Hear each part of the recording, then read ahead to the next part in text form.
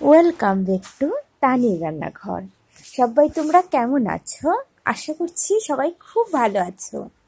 আজকে তোমাদের জন্য নিয়ে এসেছি একটা লাঞ্চ মেনু।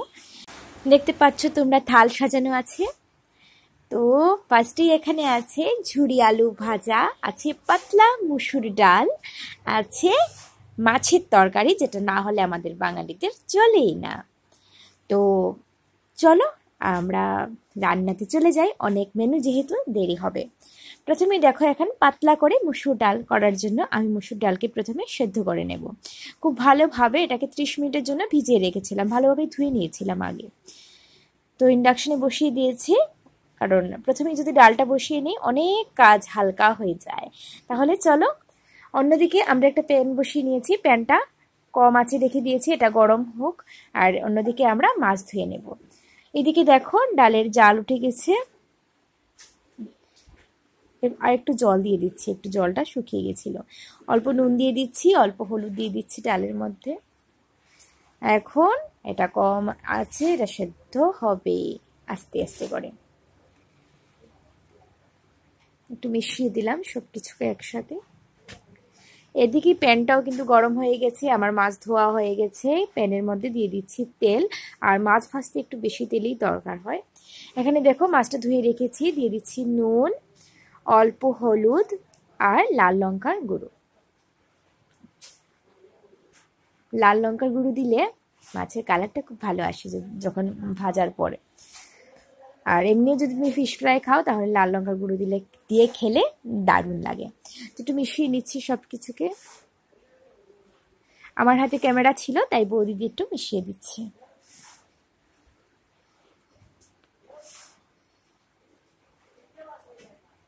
এবার দেখো আমার তেলটাও খুব ভালোভাবে গরম হয়ে গেছে। আর মাছ ভাজার সময় অবশ্যই প্যানটা আর তেলটা দুটোই খুব ভালোভাবে গরম করার দরকার, না হলে লেগে যেতে পারে প্যানে বা মাছ ভেঙে যেতে পারে। দেখো সব মাছই দিয়ে দেওয়া হচ্ছে এখানে।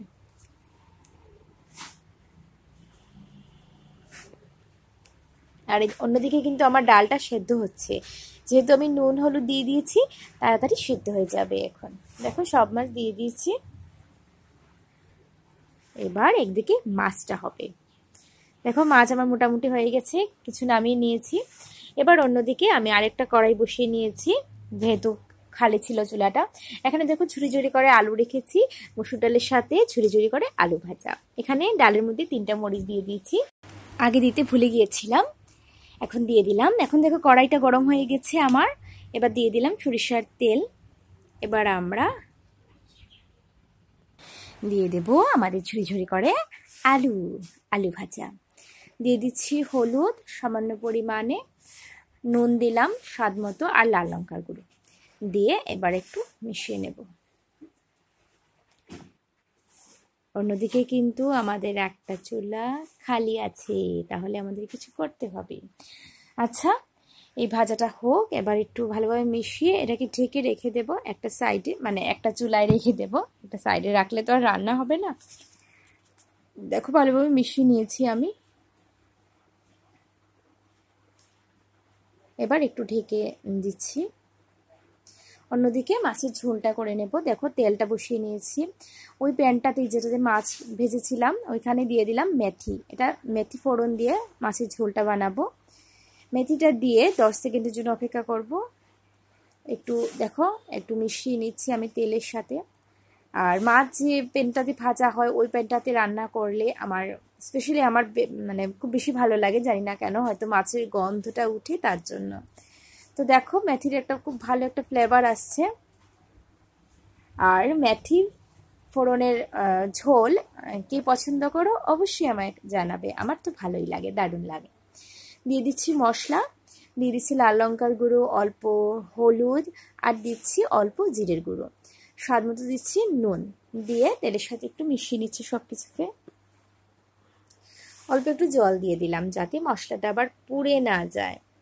যেহেতু আমি একদম হালকাভাবে বানাবো, আমি কিছু পেঁয়াজ রসুন আদা আমি কিছু দেইনি, একদম হালকা। এটা খেলে পেটটা শান্ত থাকবে আর মনটাও শান্ত, কারণ টেস্টি হবে দারুণ। এদিকে দেখো এটা আমাদের হোক, আর অন্যদিকে আমরা আলুর মধ্যে দিয়েছিলাম পেঁয়াজ, কাঁচা পেঁয়াজ। এটার আসলে ডিলিট হয়ে গিয়েছিল ভিডিওটা। এটা দিয়ে একটু মিশিয়ে নিচ্ছি। দেখো এখনও কিন্তু আলুটা ভালোভাবে সেদ্ধ হয়নি। এখন এর আলু না ভালোভাবে সেদ্ধ হতে চায় না, একটু লেট হয়। দেখো এখনো সেদ্ধ হয়নি। আর অন্যদিকে কিন্তু আমার ঝোলটা হচ্ছে, মানে ঝোলের যে ইয়েটা মশলাটা, অল্প একটু জল দিয়ে দিলাম যাতে আলুটা আমার তাড়াতাড়ি সেদ্ধ হয়ে যায়। এটা ঢেকে রেখে দিলাম। আবার চলো দেখি আমাদের ঝোলের কি অবস্থা। মিডিয়াম আঁচে রেখেছিলাম, বেশি আঁচ দিলে আবার মশলাটা পুড়ে যেতে পারে। এবার এটাকে একটু ভেজে নেব আমি 1.5 থেকে 2 মিনিটের মতো। তাহলে দেখবে মশলা থেকে খুব ভালো একটা গন্ধ বেরোবে। দিয়ে দিলাম 4-5টা কাঁচা লঙ্কা।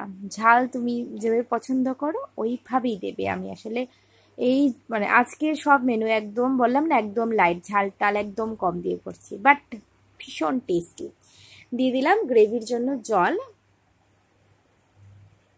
যেহেতু একটু পাতলা হবে। দেখো একটু মিশিয়ে নিচ্ছি সব কিছুকে একসাথে। এবার মাছটা দিয়ে দেব, আগে থেকে ভেজে রাখা মাছ। আমি 3 পিস মাছ দিচ্ছি এখানে। আর এখানে দেব টমেটো, পাকা টমেটো। এবার রান্নাটা কিন্তু মোটামুটি কমপ্লিট। এবার টমেটোটা দিয়ে আমরা ঢেকে এটাকে মিডিয়াম আঁচ করে রেখে দেব। তারপরে দেখবে আমাদের ঝোলটা, মাছের ঝোলটা হয়ে গেছে। আরও সামান্য একটু নুন দিয়ে দিচ্ছি, মনে হলো একটু কম হবে। তো দেখো এবার ঢেকে দেব। দেখি আমাদের আলু ভাজার কি খবর। দেখো আলু ভাজাটাও মোটামুটি সেদ্ধ হয়ে গেছে, মোটামুটি না ভালোভাবেই সেদ্ধ হয়ে গেছে। এবার এটাকে 2 থেকে 3 মিনিটের মতো আমরা মিডিয়াম আঁচ করে ভেজে নেব। মানে তুমি যেভাবে পছন্দ করো, আমি তো লাল করে ভালোবাসি, তার জন্য আমরা লাল করেই একটু ভেজে নেব। তোমার যদি এইরকম ভালো লাগে তাহলে নামাতে পারো, কোনো প্রবলেম নেই, ভালো লাগবে, টেস্টি লাগবে। বাট লাল করলে একটু বেশি টেস্টি লাগে আমার মনে হয়। তো দেখো এখন 3 জনের জন্য 3টাও কাঁচামরিচ দিয়ে দিচ্ছি। এটা আসলে ভালোই লাগে ভাজার মধ্যে একটা একটা মরিচ পেলে। তো দিয়ে দিলাম, দিয়ে এবার একটু ভেজে নিচ্ছি। চলছে আমার ভাজা, চলছে চলছে চলছে। আর ডালটা কিন্তু এখনো সেদ্ধ হচ্ছে তো হচ্ছে। তো দেখো আমার ভাজাটা নামিয়ে নিয়েছি আমি। এবার এই কড়াইতে আমি ডালটা দিয়ে দেব ফোড়ন। দিয়ে দেব আজকে মসুর ডাল পেঁয়াজ দিয়ে হবে, তো পেঁয়াজ কুচি দিয়ে দিলাম। এখানে দিয়ে দেব 3টা শুকনো মরিচ, আমি একটু চিড়ে দিচ্ছি, তাহলে একটু ঝাল ঝাল হবে, আবার বেশি ঝাল হবে না, ফ্লেভারটাও পাবো সব কিছুই। 3টা দিয়ে দিলাম এখানে। এবার পেঁয়াজটাকে খুব ভালোভাবে লাল করে একটু ভেজে নেব। আমার আসলে সকালবেলা বা দুপুরবেলায় বলো, পাতলা ডাল আর যে কোনো এক ধরনের ভাজা হলেই হয়ে যায়, বেশি কিছু লাগে না। দেখো কালার চলে এসেছে পেঁয়াজের। আর আমি ডালটাকেও ভালোভাবে ঘুটনি দিয়ে দিয়েছি, আমি ঘেটে নিয়েছি একটু। দেখো দেখো পেঁয়াজটা কিন্তু কালার চলে এসেছে, লাল হয়ে গেছে। এবার ডালটা দিয়ে দেবো আমরা। আর ডালটার মধ্যে আমি যখন ঘুটেছিলাম, মানে এইভাবে যে ঘুটনি দিয়ে ঘুটেছিলাম, তখন অল্প জল দিয়েছি, যেহেতু আমি পাতলা মসুর ডাল বানাবো। জল দিয়ে, আর আমি এখানে ঠান্ডা জল দিয়েছি। জলটা দিয়ে একটু মিশিয়ে নিচ্ছি, সরি জল না ডাল। এবার ডালটাকেও আমরা একটু ঘুরে রান্না করব। তাহলে আমার এদিকে ঝোলও হয়ে যাচ্ছে, আর এদিকে আমার ডাল হয়ে গেছে, ভাজা হয়ে গেছে। দেখো ঝোল, ওয়াও, ঝোলের কালারটা জাস্ট দেখো, কোনো মশলা পড়েনি, বাট এত সুন্দর একটা লুক এসছে, যে কেউ প্রেমে পড়ে যাবে এই ঝোলটার। অবশ্যই বাড়িতে ট্রাই করবে, আমার আশা করি ভালোই লাগবে। একটু নুনটা একটু টেস্ট করছি।